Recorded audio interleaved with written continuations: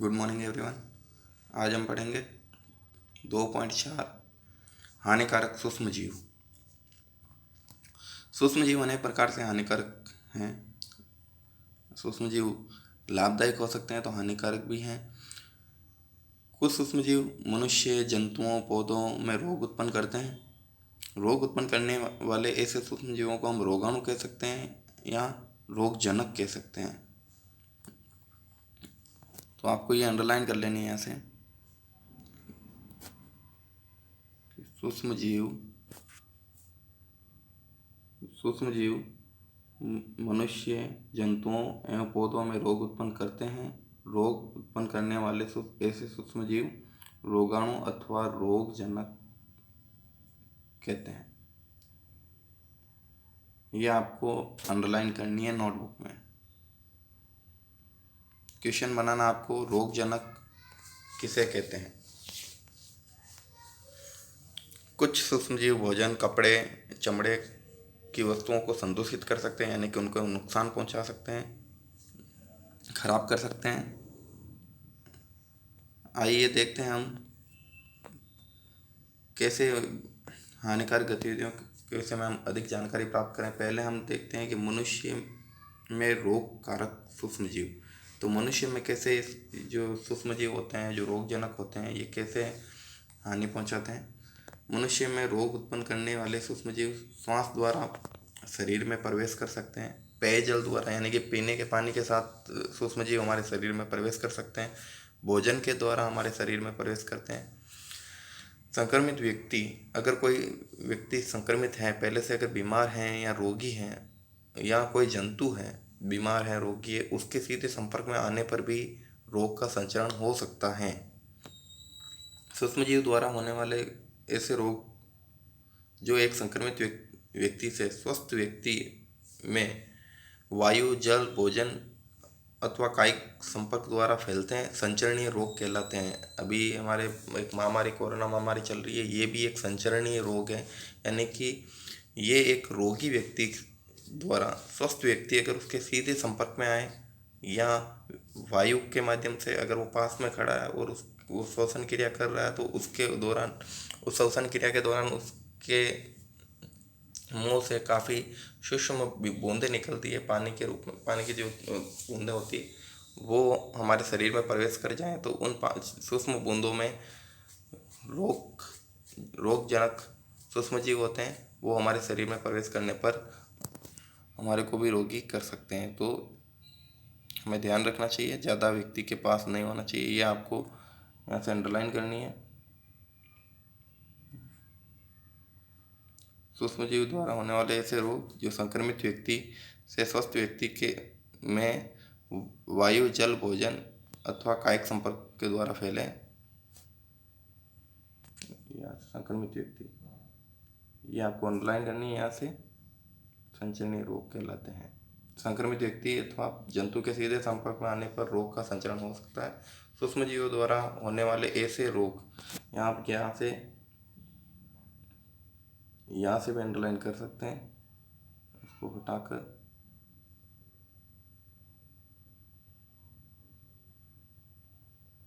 यहाँ तक आपको ये अंडरलाइन करनी है, ठीक है।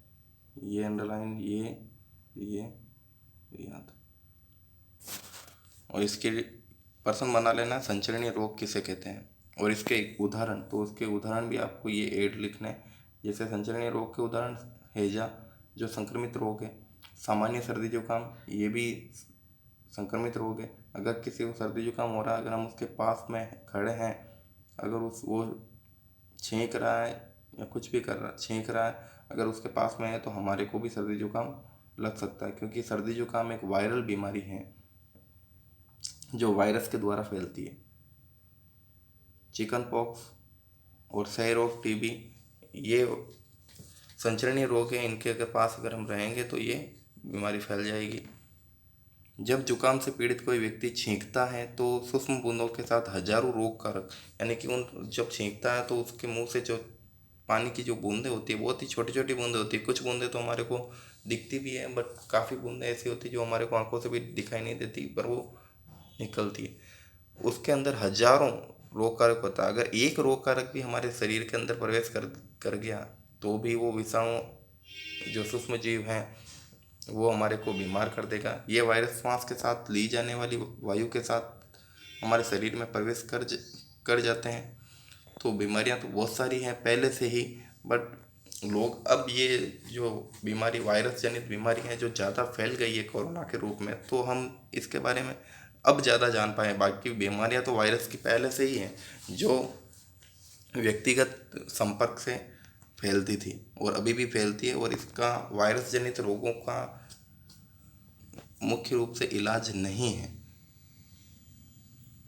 तब आप संचरणीय रोगों का फैलना किस प्रकार रोकते हैं? हम छींकते समय अपने नाक पर रुमाल रख कर या संक्रमित व्यक्ति से दूरी रखकर रोग से बच सकते हैं।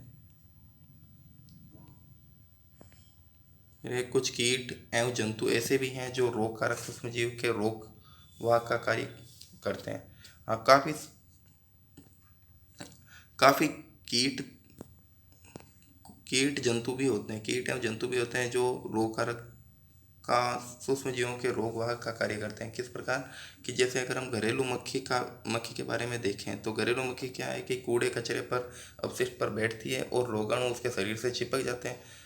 और जब हम मक्खी बिना ढके भोजन पर बैठती है तो रोगाणु का स्थानांतरण संभव है, क्योंकि जब मक्खी कूड़े कचरे पर बैठती है, गंदगी पर अपशिष्ट यानी कि आपके जो घर के बाहर जो खुली नालियाँ वगैरह होती है उसके अंदर बहुत प्रकार की अलग अलग प्रकार की गंदगियाँ होती है। उस अपशिष्ट पदार्थ पर जब वो बैठती है तो हमारे घर में किसी भी खाने पर बैठने पर, वो भोजन पर बैठती है तो वो सारी की सारी जो उसके पैरों के जो गंदगी चिपकी हुई है वो सारी की सारी गंदगी भोजन पर आ जाती है। और उस गंदगी में बहुत सारे सूक्ष्मजीव, हानिकारक सूक्ष्मजीव होते हैं जो हमारे को आंखों से दिखाई नहीं देते। और ऐसा तो है नहीं कि जो मक्खी आपके घर में आएगी तो पहले पायदान पर पैर साफ करके आएगी, वो तो सीधा भोजन पर ही बैठेगी। तो इसलिए हमारे को संदूषित भोजन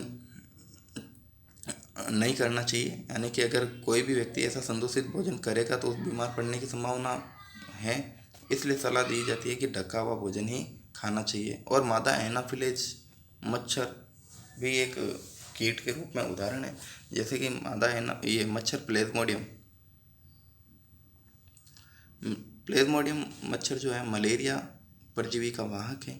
तो आपको ये अंडरलाइन करनी है कि मच्छर प्लेज्मोडियम मलेरिया परजीवी का वाहक है और मादा एडिस मच्छर डेंगू का वाहक है। यानी कि प्लेज्मोडियम से मलेरिया रोग हो सकता है, क्योंकि प्लेज्मोडियम के अंदर मलेरिया परजीवी सूक्ष्मजीव पाया जाता है।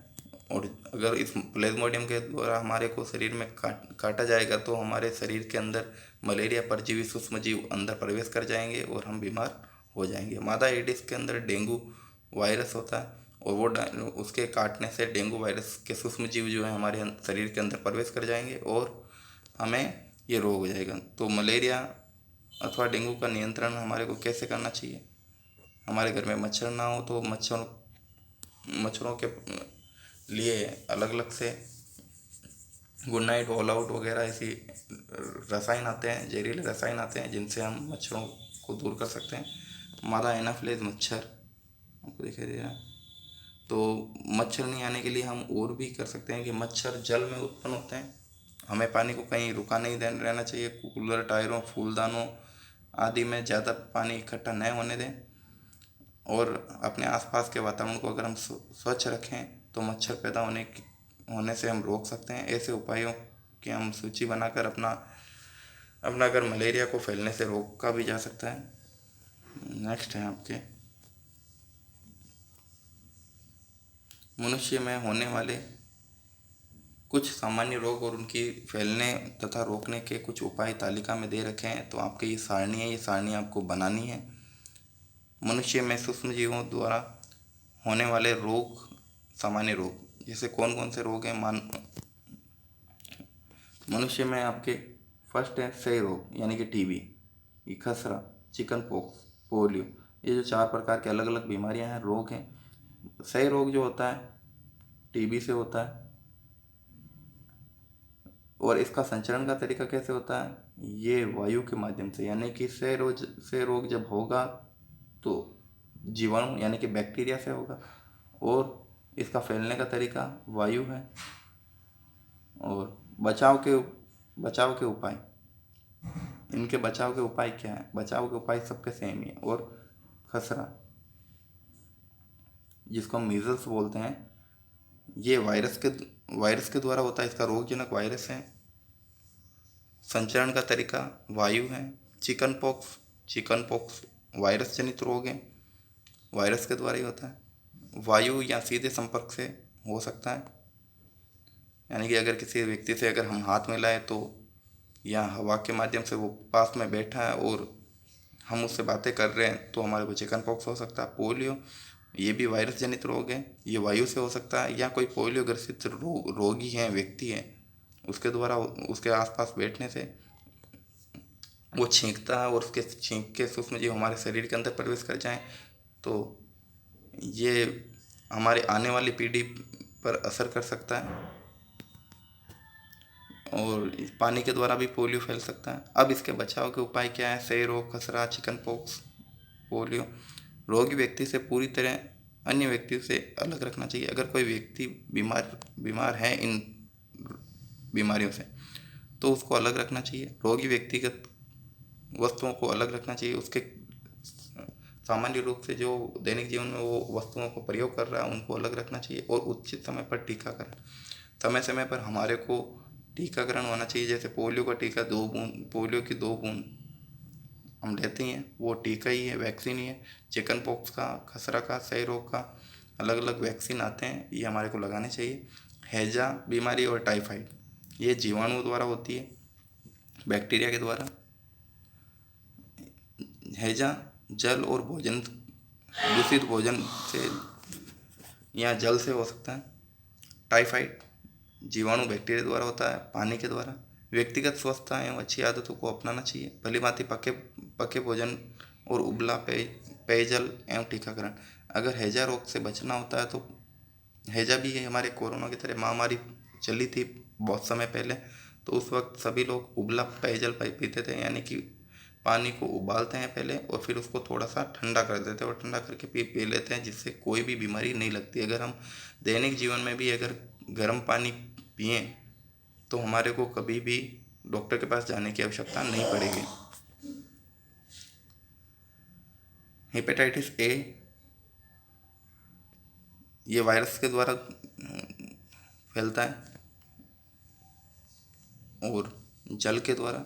इसका वायरस हेपेटाइटिस ए का सूक्ष्मजीव वायरस है, जल के द्वारा फैलता है। उबले हुए पेयजल का प्रयोग, उबले पानी को पी सकते हैं और टीकाकरण के द्वारा इससे बचा जा सकता है। मलेरिया, ये प्रोटोजोआ यानी कि एक वर्ग रखा है जीवों का, जिसके अंदर मक्खी मच्छर इनको रखा गया है, तो प्रोटोजोआ के द्वारा फैलता है।